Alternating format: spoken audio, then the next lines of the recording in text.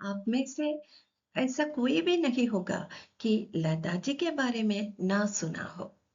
नमस्ते बच्चों, आइए आज हम ऐसी भी बातें होती हैं कक्षा 9वीं की पाठ्य पुस्तक गंगा से लिया गया एक पाठ है। ऐसी भी बातें होती हैं।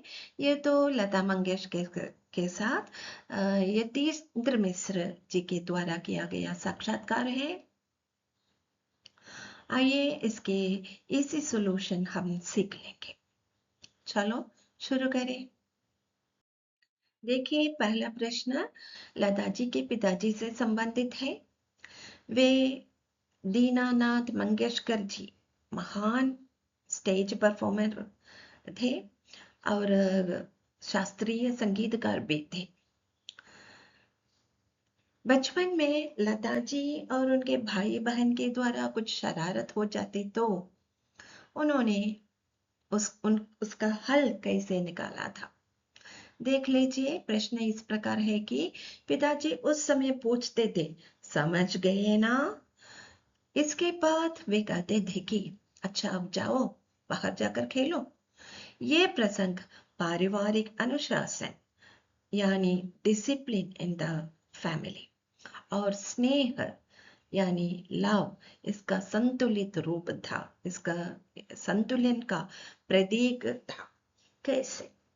संतुलन यानी balanced form of discipline and love. Lata ji के पिताजी श्री दीनानाथ मंगेशकर जी अपने बच्चों को सजा देने या डांटने के बजाय एक गंभीर नजरों से very seriously looking at the staring at the फिर पूछते थे, समझ गए ना? मतलब why did I call you? Did you understand? इससे बच्चों में अपनी गलती का एहसास हो जाता था, स्वयं हो जाता था। बच्चे समझ पाते थे कि पिताजी ने क्यों बुलाया था, हमसे कोई गलती हुई थी। और इस प्रकार बच्चों के मन में उस गलती को सुधारने की प्रेरणा भी मिल जाती थी। फिर वे उन्हें बाहर जाकर खेलने की अनुमति देते थे। गलती का एहसास होने के बाद वे बच्चों पर अनावश्यक अनवांटेड दबाव यानी प्रेशर नहीं डालना चाहते थे। वे बच्चों को प्यार से अनुशासन में रखते थे। अतः वे बचपन की स्वाभाविक खुशी यानी नेचुरली चाइल्डहुड में जो खुशियां होती है और स्वतंत्रता, उनके चाइल्डहुड की स्वतंत्रता, फ्रीडम का भी ध्यान रखते थे। बच्चे भी उनका प्रेम और अपनत्व यानी इंटीमेसी समझ लेते थे। वे बच्चों को सही मार्गदर्शन देना, गाइडेंस देना, करेक्ट गाइडेंस देना और अच्छी अच्छी बातें सिखाना चाहते थे। ये तो उनका यह आचरण तो अनुशासन और स्नेह का संतुलित रूप है, यानी balanced form of discipline and love.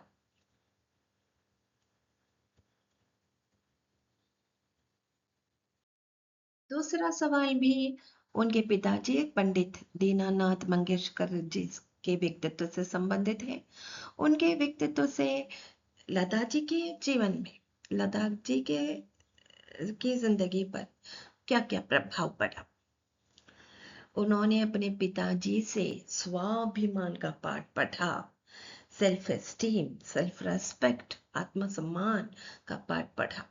फिर महान गायक थे ना उनके पिताजी, सो उन्हें संगीत के प्रति जो रुचि और डीप डेडिकेशन मिला, वो तो अपने पिताजी से ही मिला था। और उन्होंने संगीत के प्रति गहरी निष्ठा रखती थी और साधना रखती थी। फिर कर्तव्य निष्ठा, ड्यूटीफुल, अपने परिवार के प्रति रिस्पॉन्सिबिलिटीज, उत्तरदायित्व तो निभाना, ऐसे कठिन परिश्रम करना और अनुशासन में रहना, जीवन में सिंप्लिसिटी और वेरी पोलाइट, पोलाइटनेस, ये सभी गुण उन्होंने अपने पिताजी से प्राप्त किए थे। उनके पिता स्वयं एक जाने माने वेरी फेमस शास्त्रीय संगीतकार थे, क्लासिकल म्यूजिशियन थे, गायक थे और नाट्य कलाकार, स्टेज परफॉर्मर थे। उनके प्रभाव से लता जी को बचपन से ही संगीत की साधना या संगीत में रुचि उत्पन्न हुई उनके मन में। पिता के निधन हुआ, वो तो अनफॉर्चुनेटली अनटाइमली डेथ हैपेंड।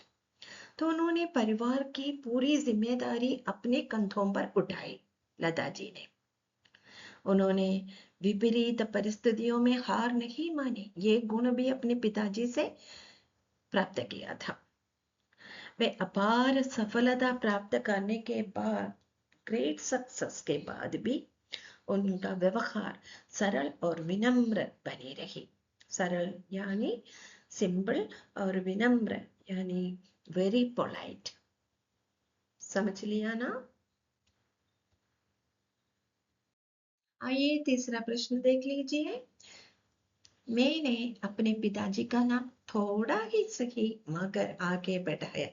ये लता मंगेशकर जी का कथन था। उन्होंने कहा, मेरे पिताजी बड़े नामी आदमी थे, उनका नाम मैंने तो नीचे नहीं किया, फिर उन्हें आगे बढ़ाया मगर थोड़ा। लेकिन हम जानते हैं कि उन्होंने अपने पिताजी का नाम थोड़ा नहीं, आसमान तक ऊपर उठाया, है ना? नाम आगे बढ़ाने का लता जी के क्या तात्पर्य है, क्या अर्थ है? क्या सिर्फ प्रसिद्धि पाना है या कुछ और महत्वपूर्ण रिस्पॉन्सिबिलिटीज है या नहीं?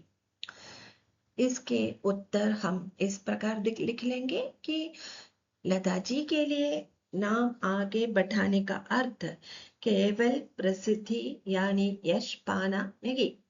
यश मतलब fame. It was not only to become famous, but also अपने पिता दीनानाथ मंगेशकर पंडित जी थे, संगीतकार थे, गायक थे और महान कलाकार थे। उनके आदर्शों, उनके आइडियलिज्म, मूल्य यानी वैल्यूज और शास्त्रीय संगीत जो उन्हें विरासत के रूप में या फादर से मिली संपत्ति के रूप में मिला था, उन सबको आगे बढ़ाना था। यही उनका कर्तव्य था। उनसे यह महत्वपूर्ण उत्तरदायित्व तो जुड़ा हुआ था। लता जी मानती थी कि उन्हें ऐसा कार्य करना चाहिए जिससे उनके पिता का नाम सभी लोग गर्व के साथ लिया जाए, सभी लोगों से। सो ये रेस्पॉन्सिबिलिटी, उत्तरदायित्व, महत्वपूर्ण उत्तरदायित्व उनके कंधों पर था।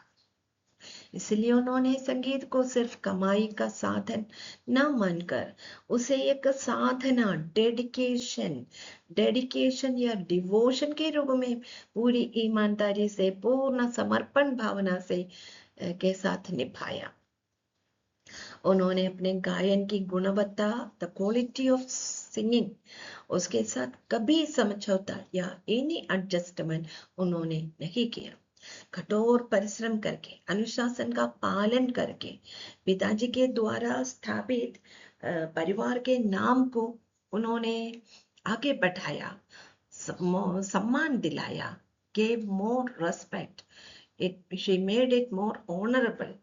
अच्छे कर्मों के द्वारा, अच्छे अच्छे काम के द्वारा समाज में परिवार की गरिमा बढ़ाई। उन्होंने अपने परिवार की गरिमा यानी प्रेस्टीज बढ़ाए।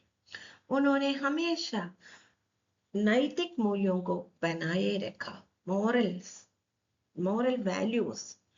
Always she was keeping moral values, high moral values, and that responsibility उन्होंने अपनी जिंदगी में पूर्ण रूप से निभाया। किसी भी कार्य को पूरा करने में सहयोगियों की भी महत्वपूर्ण भूमिका रहती है। साक्षात्कार के आधार पर, यानी अकॉर्डिंग टू दिस इंटरव्यू, बताइए कि लता जी के अपने सहयोगियों के साथ कैसा संबंध था। देखिए, श्री यदेंद्र मिश्र जी के द्वारा किया गया एक साक्षात्कार है यह पाठ। साक्षात्कार यानी इंटरव्यू, लता जी के साथ किया गया इंटरव्यू। इस इंटरव्यू के आधार पर, साक्षात्कार के आधार पर हम कह सकते हैं कि लता जी के अपने सहयोगियों के साथ, अपने कोवर्कर्स के साथ बहुत अच्छे, वेरी रेस्पेक्टफुल, ऑनरेबल इंटीमेसी थे और वे मधुर व्यवहार करते थे उन सभी से, मधुर संबंध थे उनके साथ। वे अपने साथ काम करने वाले सभी व्यक्तियों के साथ पारिवारिक यानी फैमिली रिलेशनशिप शी केप्ट, और अनौपचारिक formally she was so formally to all. इसका सबसे सुंदर उदाहरण ये है कि कोरस गाने वाली लड़कियां या कोरस गाने वाले लड़के लड़कियों के साथ उनके मधुर संबंध थे।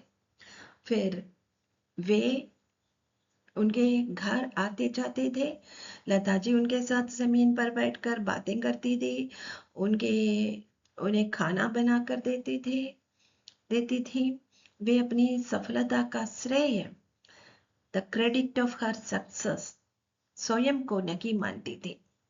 फिर अन्य संगीतकार, गीतकार, वादक और अन्य सभी सहयोगियों के योगदान को महत्वपूर्ण मानती थी। वे मानती थी कि किसी भी कलाकार की या आर्टिस्ट की सक्सेस अनेक लोगों का कंट्रीब्यूशन है। इसलिए वे अपने सहयोगियों का आदर करती थी, उनके साथ सौहार्दपूर्ण यानी फ्रेंडली रिलेशन बनाए रखती थी, फ्रेंडशिप बनाए रखती थी, सौहार्दपूर्ण संबंध यानी फ्रेंडशिप। यही कारण था कि संगीत जगत में उन्हें महान कलाकार के साथ साथ अच्छे इंसान के रूप में माना जाता है। समझ लिया ना? देखिए, अगर आपको ये प्रश्नोत्तर समझ में आ जाए तो लाइक करें, शेयर करें और कमेंट्स दीजिएगा और सब्सक्राइब करना ना भूलिएगा। धन्यवाद।